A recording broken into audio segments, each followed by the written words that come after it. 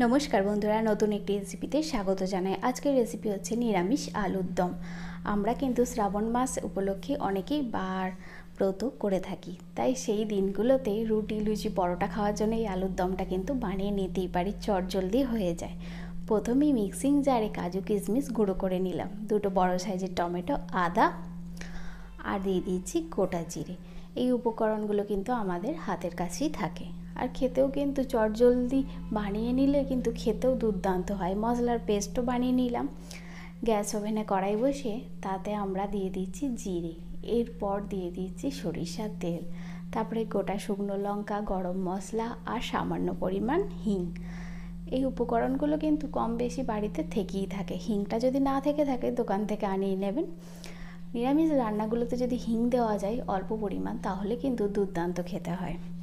এরপর আলুগুলো আমরা ভেজে নেওয়ার জন্য তেলেতে দিয়ে দিলাম, নুনও দিয়ে দিলাম। তারপরে ভালোভাবে নাড়াচাড়া করে আলুগুলো আমরা ভেজে নেব।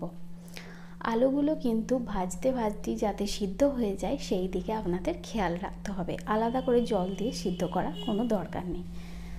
ঢাকা দিয়ে আমরা 2-5 মিনিট পর পর ঢাকা খুলে ভেজে নেব।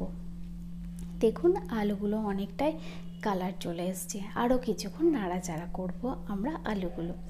অলমোস্ট আমাদের আলুগুলো সেদ্ধ হয়েও এসেছে।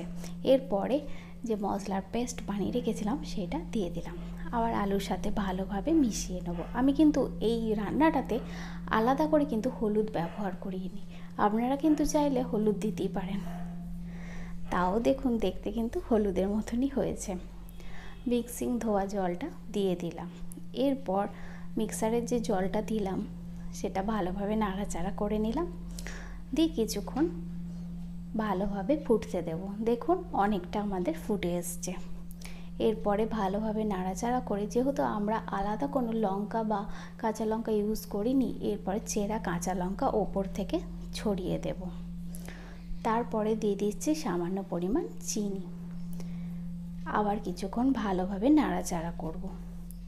আমাদের অলমোস্ট হয়ে গেছে। দেখুন আলুও সিদ্ধ হয়ে গেছে আর গরম মশলা উপর থেকে ছড়িয়ে দিলে রেডি হয়ে গেছে নিরামিষ আলুর দম। চটজলদি খুব কম উপকরণে কিন্তু হয়ে যায় এই আলুর দম, আর খেতেও কিন্তু দুর্দান্ত হয়।